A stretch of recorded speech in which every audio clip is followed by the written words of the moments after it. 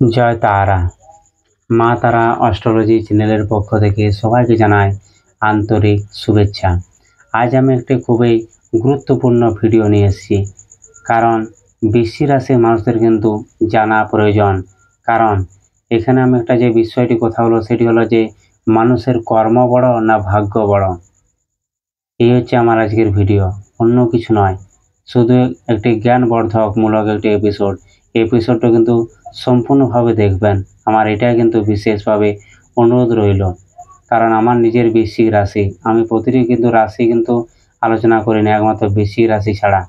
হয়তো অনেক মানুষ আমাকে কমেন্ট করে যে দাদা আপনি অন্য রাশিদের কিছু নিয়ে বলুন, আমি পরবর্তীতে অন্য রাশিদের নিয়ে আলোচনা করব। তার আগে আমি বৃশ্চিক রাশির বেশিরভাগ মানুষ কিন্তু সমস্যায় জড়িত, সেই সব মানুষকে কিন্তু আমি সমস্যা থেকে মুক্তি পাওয়ার জন্য এই চ্যানেলটা কিন্তু খুলেছি, অন্য কিছু কিন্তু উদ্দেশ্য নয়।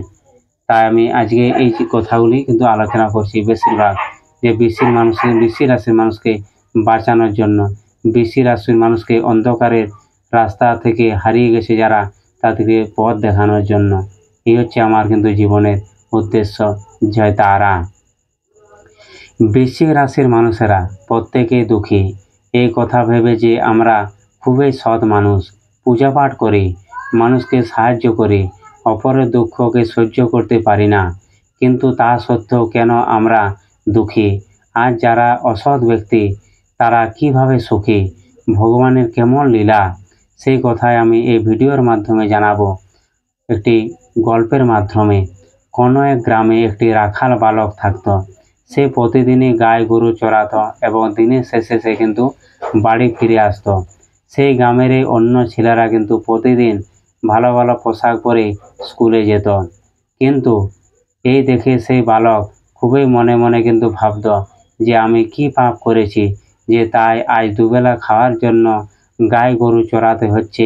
সে একটি গাছের তলায় বসে বসে এই কথা ভাবছে। সেই সময় তার এক বন্ধু তার কাছে আসে এবং তাকে উদাস দেখে জিজ্ঞাসা করে যে ভাই, তোমার কি হয়েছে? তুমি কেন এমন উদাস হয়ে বসে আছো? তখন তার বন্ধুকে সমস্ত কথা বলে। তার সমস্ত কথা শুনে বন্ধুটি বলে, কিছু দূরে একটি আশ্রম আছে, তুমি তার কাছে যাও এবং তাকে তোমার সব দুঃখের কথা জানাও, যে সে তোমাকে কোনো না কোনো রাস্তা ঠিক বলে দেবে। সেই কথা শুনে সেই আশ্রমে পৌঁছায় এবং সেই আশ্রমে থাকা মহারাজকে দেখে প্রণাম করে তার সব কথা খুলে বলে। সে বলে, মহারাজ, আমি তো কোনোদিন কোনো মানুষের অন্যায় করিনি, আমি খুবই সৎ, কিন্তু আমি দুঃখী। অপরদিকে যে মানুষেরা সারাদিন শুধু অন্যায় কাজের মধ্যে মত্ত থাকে তারা কিভাবে সুখী? আমাকে এই প্রশ্নের উত্তর আপনি দিন।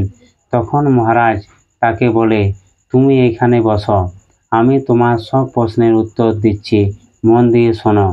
আমি এখন উদাহরণ সাহায্যে তোমাকে একটি কাহিনী জানাচ্ছি।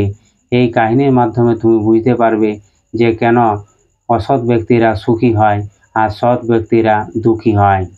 এক নগরে একই সময়ে 4টি ব্যক্তি ছিল এবং সেই 4টি ব্যক্তি কিন্তু একই সময়ে মারা যায় এবং মারা যাওয়ার পর তখন সেই মানুষের শরীরের আত্মাগুলিকে নিয়ে যাওয়ার জন্য যমদূত এসে পৌঁছায় এবং সেই 4জন মানুষের মধ্যে 4জনই ছিল, কিন্তু একজন ছিল রাজা, দ্বিতীয়জন ছিল ধনী ব্যবসায়ী এবং তৃতীয়জন ছিল একজন পূজারী ব্রাহ্মণ এবং চতুর্থজন যে ব্যক্তি ছিল সে কিন্তু ছিল একজন দিনমজুরি, খুবই গরিব ব্যক্তি।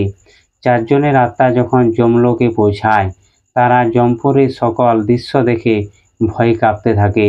তারা দেখে যে যমদূতেরা পাপী মানুষদের কি যাতনা, দুঃখ, কষ্ট, জ্বালা যন্ত্রণা দিচ্ছে। তখন তারা কিন্তু ভয় পেয়ে যায় এবং ভয় পেয়ে তারা মনে মনে চিন্তা করে যে আমরাও তো অনেক পাপ করেছি, তাহলে আমাদের কি কি ফল ভোগ করতে হতে পারে। তখন এইসব কিছুই দেখে 4জন ব্যক্তি কিন্তু নিজে নিজে কৃতকর্মের কথা ভাবতে থাকে। প্রথমে রাজা বলে যে আমি, মনে মনে সে ভাবে, কিন্তু রাজা বলে আমি তো রাজ্যের রাজা ছিলাম, বহু মানুষের উপকার করেছি, বহু দান ধ্যান করেছি, বহু গরিব মানুষকে দেখেছি, আমি তো স্বর্গে যাবই যাব। তখন দ্বিতীয় ব্যক্তি বলে ব্যবসায়ী, সে বলে আমি তো সারা জীবন ব্যবসা করেছি, প্রচুর টাকা পয়সা রোজগার করেছি, প্রচুর মঠ মন্দিরে দান করেছি, প্রচুর গরিব মানুষের মুখে অন্ন তুলে দিয়েছি। এবং তারপর তৃতীয় ব্যক্তি যে ব্রাহ্মণ, সে বলে যে আমি তো সারা জীবন শুধু ভগবানের পুজো পাঠ করে এসেছি, ভগবানের মতেই ছিল আমার ধ্যান জ্ঞান, শুধু পুজো পাঠ ছিল, শ্রাদ্ধ করেছি, মানুষের কত মুক্তি দান দিয়েছি, কত মানুষকে জ্ঞান অর্জন জ্ঞান করিয়ে জ্ঞান দিয়েছি, কত মানুষকে আমি অন্ধকার থেকে আলো রাস্তায় ফিরিয়ে এনেছি। আমার তো অবশ্যই স্বর্গে যাওয়ার রাস্তা কনফার্ম হয়ে আছে। তখন এই তিনজন ব্যক্তি কিন্তু, অপর যে একজন ব্যক্তি আছে দিনমজুর, তার দিকে কিন্তু এরা তিনজনে তাকিয়ে দেখে যে এই গরিব ব্যক্তি হয়তো গরিব মানুষই ভিখারি, এ তো সারা জীবন কোনো দান ধ্যানও করেনি, কোনো পুণ্য কাজও করেনি, এ তো পরের অধীনে সারা জীবন শুধু খেটে গেছে দাসত্ব, এ আর কি স্বর্গে যাবে, এ তো পাকা নরকে যাওয়ারই জন্যই সে কিন্তু এখানে এসেছে। সেই সময় হঠাৎ যমরাজ এবং চিত্রগুপ্ত আসে। তখন কিন্তু যমরাজ নিজের সিংহাসনে বসে এবং তারপর সেই চারজন ব্যক্তিকে কিন্তু ডেকে পাঠায়। প্রথমে ডেকে পাঠায় চিত্রগুপ্ত রাজাকে প্রথমে জিজ্ঞাসা করে যে হে রাজন, তুমি তো পৃথিবীর রাজা ছিলে এবং এই পৃথিবীতে বেঁচে থাকাকালীন তুমি কি কি শুভ কর্ম করেছ, আর কত মানুষের ক্ষতি করেছ, আর কত মানুষকে তুমি উপকার করেছ, সেই সম্পর্কে তুমি সব কথা বলো মহারাজের কাছে, মানে যমরাজের কাছে আমরা সব শুনি। তখন রাজা বলে, চিত্রগুপ্তের কথা শুনে বলছে, হে প্রভু, আমি একটি রাজ্যে রাজা ছিলাম এবং প্রতিদিন আমি গরিব দুঃখী মানুষকে আমি সেবা করেছি, আমি রাজ্যের লোকেদের কোনো অভাব রাখিনি, আমি প্রচুর দান ধ্যান করেছি, প্রচুর উন্নতি করেছি মানুষের জন্য। তাহলে তখন এই কথা শুনে চিত্রগুপ্ত তার খাতা খুলে এবং তখন তাকে সেই চিত্রগুপ্ত বলে যে তুমি যে কথাগুলো বলছো সম্পূর্ণ সত্যি, এতে কিন্তু কোনো মিথ্যা লুকিয়ে নেই, কিন্তু এর সাথে তুমি অনেক পাপ করেছ, নিজের সীমানা বাড়ানোর জন্য যুদ্ধ করেছ এবং সেই যুদ্ধে লাখ লাখ মানুষের প্রাণ গেছে, যুদ্ধে যে যে মানুষগুলো মারা গেছে তাদের পরিবারের লোকজন অনাথ হয়ে গেছে, অসহায় হয়ে গেছে, তারা খেতে পায় না, তারা বিধবা হয়ে গেছে, তাদের স্বামীর সঙ্গ পায় না। এক্ষেত্রে তুমি কিন্তু নিজের স্বার্থের কথা ভেবে কিন্তু অনেক কিন্তু পাপ করেছ। এর বদলে তুমি যদি পরের রাজ্যগুলির সাথে যদি বন্ধুত্বপূর্ণ সম্পর্ক রাখতে, তাহলে কিন্তু আজকে এত লাখ লাখ মানুষ কিন্তু মারা যেত না, এত হাজার হাজার মানুষ কিন্তু অনাথ বা অসহায় হয়ে পড়তো না।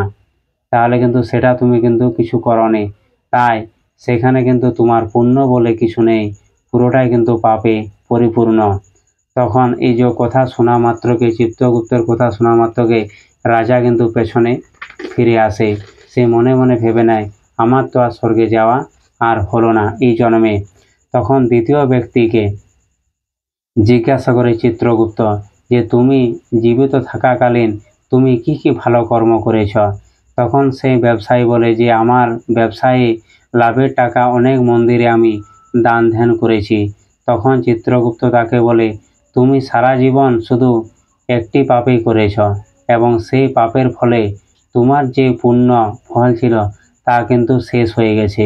সেই পাপ হলো যে তোমার বাড়ির যে একটি দাসী ছিল, তোমাদের যে সেবা যত্ন করত, তার উপরে কিন্তু তুমি মিথ্যা কলঙ্ক লাগিয়েছিলে এবং সেই মিথ্যা কলঙ্ক লাগিয়ে তুমি লোকের কাছে তাকে মার খাইয়েছিলে। কারণ একজন ব্যক্তির কাছে সবচেয়ে গুরুত্বপূর্ণ জিনিস হলো যে মান এবং সম্মান, সেই মান সম্মানকে তুমি কিন্তু ধুলোয় মিশিয়ে দিয়েছ। তার চোখের জলে তোমার যে পূর্ণ ফল সে কিন্তু শেষ হয়ে গেছে। তাই এই চারজন ব্যক্তির ভিতরে সবচেয়ে তুমি হচ্ছে বড় পাপী মানুষ, তোমার আগে পাপী মানুষ কিন্তু আর নেই।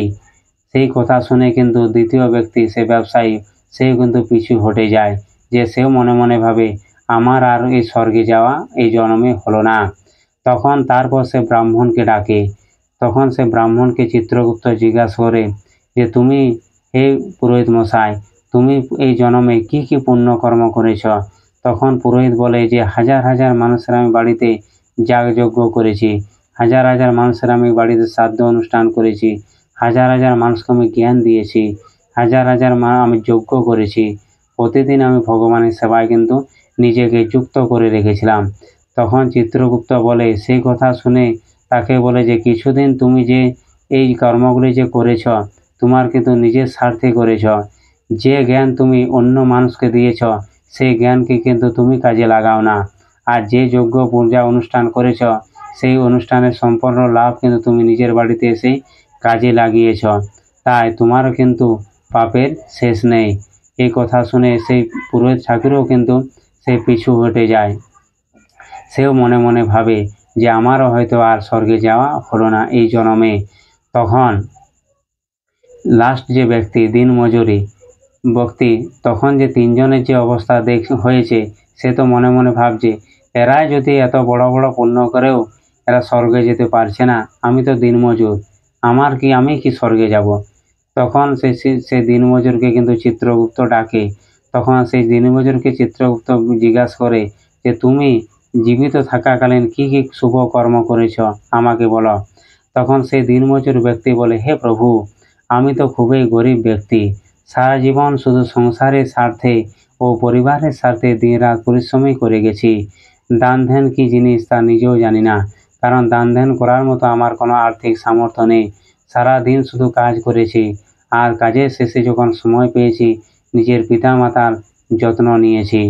আর এছাড়া আমি কিন্তু কিছু করতে পারিনি। এজন্য আমি জানি যে আমার স্বর্গে যাওয়ার মতো কোনো পুণ্য কর্ম কিন্তু আমার কাছে নেই। তখন এই কথা শুনে চিত্রগুপ্ত বলে, হ্যাঁ, তুমি যে কথাগুলো বলছো সেগুলো সবই ঠিক, কিন্তু এছাড়াও তুমি কি আর কোনো কিছু কর্ম করেছ? ভালো করে ভেবে দেখো। তখন সে দিনমজুর মনে মনে ভাবছে। তখন একটি কথা তার কিন্তু হঠাৎ মনে পড়ে। সে মনে মনে ভাবে, হ্যাঁ, একটা কথা কিন্তু আমার এখন মনে পড়ছে, যে আমি একদিন কিন্তু যখন কাজে গিয়েছিলাম, কাজের সময় যখন টিফিন পিরিয়ড ছিল, তখন কিন্তু আমি খাওয়ার জন্য একটি গাছতলায় বসে আছি, খাবো বলে খাবার পাত্র থেকে খাবার রেডি করছি। তখন সেই সময়ে একটি ভিখারি মানুষ, বৃদ্ধ মানুষ, সে সারা গ্রামে ঘুরে ঘুরে একটিও সেদিনে কিন্তু কোনো খাবার জোটাতে পারেনি। যখন আমি খাবারগুলো বের করছি, তখন সেই ভিখারি মানুষটি আমার খাবারের দিকে এক দৃষ্টিতে তাকিয়ে আছে। তখন আমি মনে মনে ভাবি যে আমার চেয়ে হয়তো এই মানুষটারই খাবারের বেশি প্রয়োজন আছে। তখন আমি সেই পুরো খাবারটাই কিন্তু সেই ভিখারি মানুষকে তুলে দিই, এবং সেই খাবারটি খেয়ে সব খুবই আনন্দিত হয় এবং তৃপ্ত অনুভব করে। তখন সে কিন্তু আমাকে একটি আশীর্বাদ করেছিল যে বাবা, তুই যতদিন বেঁচে থাকবি তোর শুধু মঙ্গলই হবে, কোথাও তোর কিন্তু কোনো অমঙ্গল হবে না। এই আশীর্বাদটাই কিন্তু আমি জীবনে পেয়ে এসেছি। এছাড়া আমার কিন্তু আর কোনো পুণ্য ফল আছে বলে আমি মনে করতে পারছি না। তখন এই কথা জিজ্ঞাসা করে বুঝতে পারছে যে চিত্রগুপ্ত, আমি এই পুণ্য ফলের কথাই তোমাকে বলতে চেয়েছিলাম। তুমি সারা জীবন শুধু তোমার কর্মই করে গেছ, তোমার বাবা মায়ের সেবা করেছ, এবং এই বাবা মায়ের সেবা বাদেও তুমি অন্য মানুষের উপকার করেছ, তাকে খাবার তুলে দিয়েছ, এবং এই জন্য তুমি একমাত্র স্বর্গে যাওয়ার জন্য উপযুক্ত ব্যক্তি। তাই তোমার জন্য স্বর্গের দ্বার সবসময় খোলা আছে। এই বলে কিন্তু এদের চারজনের ভিতরে কিন্তু যে যে কর্ম করেছে তাদের কিন্তু সম্পূর্ণ কিন্তু বিচার হয়ে যায়। তাই এই গল্প থেকে আমরা বুঝতে পারি যে প্রত্যেকটি মানুষের কিন্তু কর্ম অপেক্ষা কিন্তু ভাগ্য বলে সবাই বড় হয়, ভাগ্য বড় নয়। কারণ কর্ম অনুযায়ী আমরা কর্ম, আমাদের সঞ্চিত যে কর্ম, সেই কর্ম অনুযায়ী কিন্তু আমরা ভাগ্য তৈরি করে এসেছি। তাই এখানে নতুন করে কিছু করার মতো নেই। তাই কর্মই বড় হয় মানুষের কাছে, কোনো ভাগ্য নয়। তাই প্রতিটি মানুষকে কিন্তু কর্ম করে যেতে হবে, পরিণাম না চিন্তা করে। ভগবান শ্রীকৃষ্ণ কিন্তু এটাই বলেছে ভাগবত গীতায়, যে তোমার কর্মে অধিকার আছে, ফলে নেই। এই বলে আমি এখানে ভিডিওটি শেষ করছি। জয় তারা। আপনাদের যদি ভালো লাগে অবশ্যই কমেন্ট বক্সে আমাকে জানাবেন। জয় তারা।